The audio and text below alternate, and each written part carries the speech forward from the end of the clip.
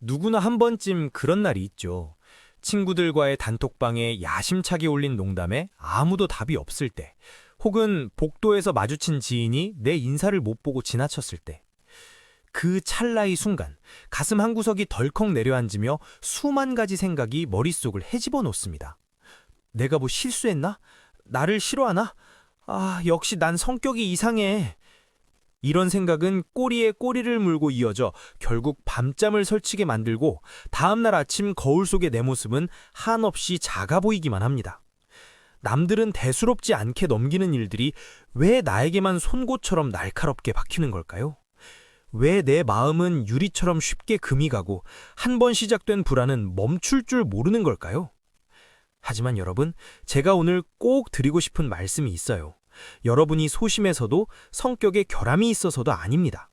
그건 그저 여러분의 뇌 속에 있는 아주 성실하고도 예민한 경비원이 제 역할을 너무 열심히 하고 있기 때문이에요. 안녕하세요. 여러분의 멘탈 성장 동반자 다람이입니다. 오늘은 우리를 괴롭히는 이 불안과 예민함의 정체를 뇌과학이라는 렌즈로 들여다보려고 해요. 우리 뇌 속에는 편도체라고 불리는 아주 작은 아몬드 모양의 부위가 있습니다.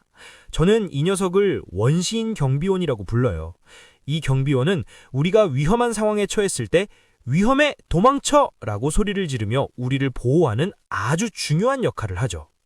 그런데 문제는 이 경비원이 현대사회의 사회적 위협을 과거 맹수의 습격과 똑같이 받아들인다는 거예요. 친구의 싸늘한 말투나 상사의 표정 하나를 마치 굶주린 사자를 만난 것처럼 인식해버리는 거죠. 그러면 우리 몸은 비상사태에 돌입합니다.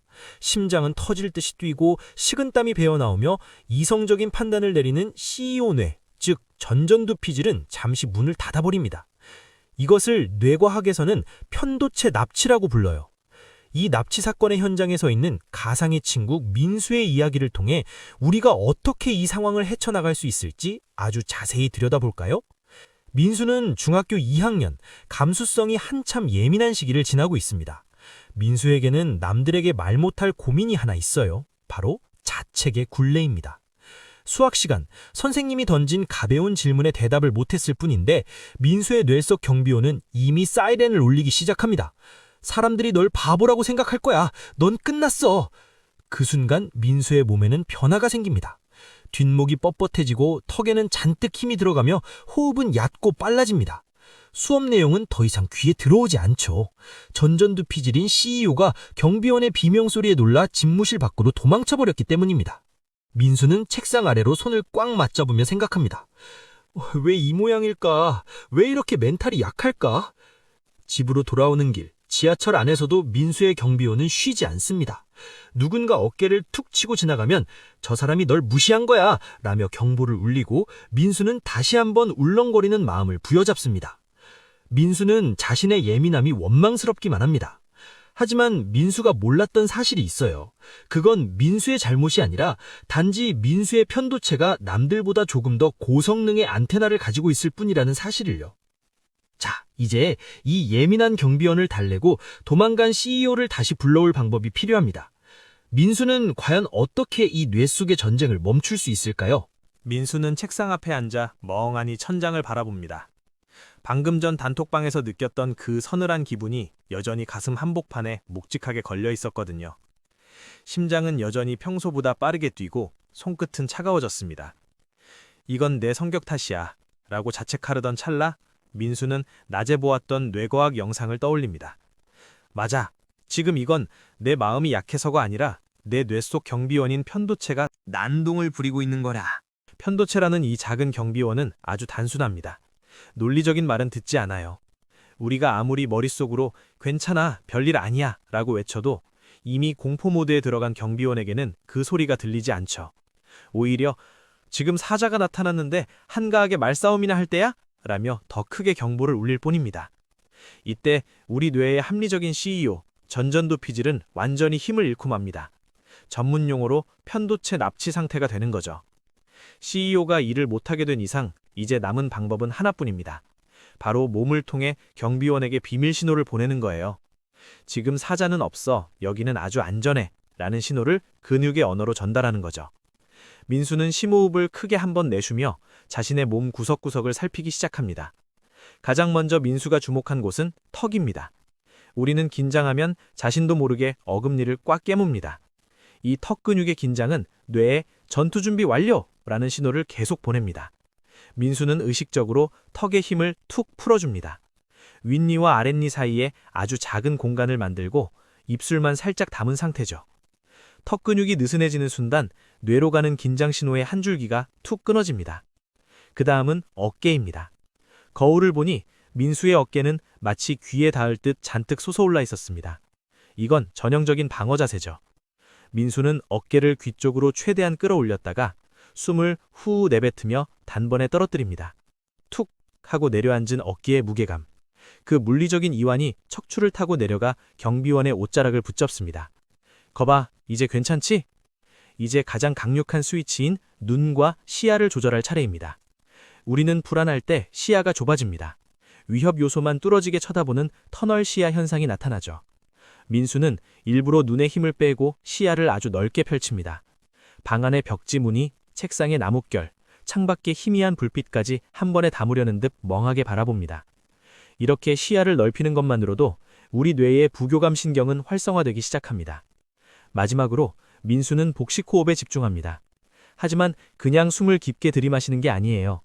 4초 동안 코로 숨을 들이마시고 아주 잠시 멈췄다가 6초 이상 아주 천천히 입으로 숨을 내뱉습니다. 특히 내뱉는 숨을 길게 가져가는 것이 핵심입니다. 숨을 길게 내뱉을 때 우리 몸의 미주신경이 자극되면서 심장박동수를 강제로 늦추거든요. 흡, 1, 2, 3, 4. 멈추고 후, 1, 2, 3, 4, 5, 6. 이 과정을 3번 정도 반복하자 민수의 가슴을 짓누르던 울렁거림이 서서히 가라앉습니다. 터질 듯 뛰던 심장이 고요한 리듬을 되찾고 차가웠던 손바닥에 미미한 온기가 돌기 시작합니다. 놀랍게도 몸이 이완되자 도망갔던 CEO 전전두 피질이 슬그머니 집무실로 돌아옵니다. 이제야 이성적인 생각이 가능해진 거죠. 아, 단톡방 친구들은 지금 다들 학원 수업 중일 수도 있겠구나. 내가 싫어서 답을 안 한 게 아닐 거야. 민수는 이 짧은 3초의 기술들, 턱을 풀고 어깨를 내리고 시야를 넓히며 숨을 내뱉는 이 행위가 자신의 뇌를 해킹했다는 사실을 깨닫습니다. 이건 마법이 아니라 아주 정교한 생물학적 작동입니다. 편도체가 울리는 거짓 경보를 몸의 감각으로 덮어버린 것이죠. 식은땀이 배어나오던 민수의 이마가 보송보송해지고 잔뜩 웅크렸던 몸이 펴집니다. 여러분, 이 과정이 복잡해 보이나요? 사실 우리가 연습해야 할 건 딱 하나입니다. 내 몸이 긴장했다는 걸 알아차리는 것이죠. 지금 내 턱에 힘 들어갔네? 내 호흡이 왜 이렇게 얕지? 이 알아차림이야말로 예민한 경비원에게 목줄을 채우는 첫걸음입니다. 민수는 이제 더 이상 자신의 불안을 두려워하지 않기로 했습니다.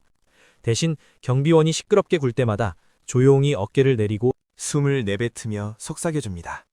괜찮아. 여긴 안전해. 민수는 이제 매일 밤 침대에 누워 아주 특별한 의식을 치릅니다.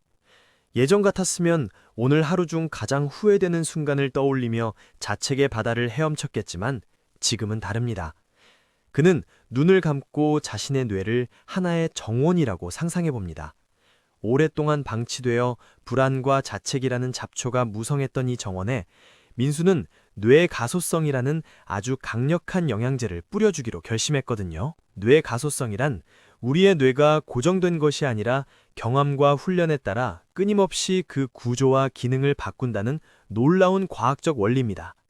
민수가 낮에 했던 신체 이완 훈련이 응급 상황에서의 방패였다면 이제는 뇌의 회로 자체를 튼튼하게 만드는 기초 체력 훈련을 시작하는 거죠. 민수는 감사와 연민이라는 씨앗을 심기 시작합니다. 오늘 점심시간에 급식 아주머니가 맛있는 반찬을 덤으로 주셨지. 감사합니다. 오늘 나에게 까칠하게 굴었던 짝꿍, 아마 학원 시험 때문에 예민했을 거야. 그럴 수도 있지. 이런 사소한 연습들이 무슨 효과가 있을까 싶지만 사실 이건 뇌의 전전두피질 회백질 밀도를 높이는 아주 고된 웨이트 트레이닝과 같습니다.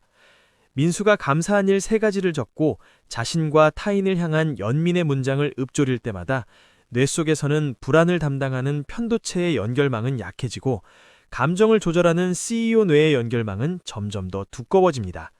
8주, 혹은 12주가 지나면 민수의 뇌는 물리적으로 변화하게 될 거예요. 몇 달 뒤 민수에게 다시 한번 위기가 찾아왔습니다. 단톡방에 올린 메시지가 1시간 넘게 익십을 당한 거죠.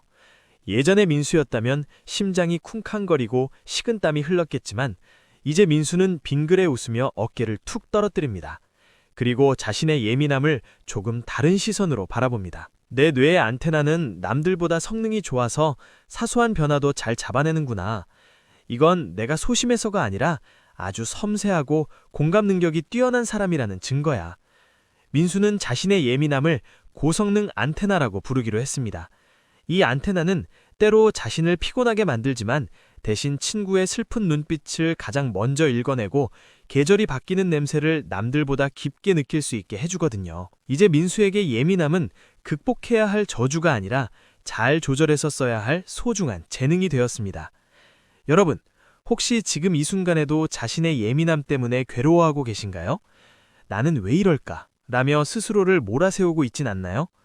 다시 한번 말씀드릴게요. 여러분이 이상한 게 아닙니다. 여러분의 뇌 시스템이 단지 남들보다 조금 더 부지런하고 정교할 뿐이에요.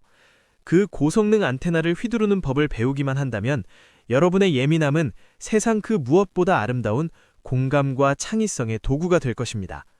여러분의 뇌는 오늘도 여러분을 위해 최선을 다해 일하고 있습니다.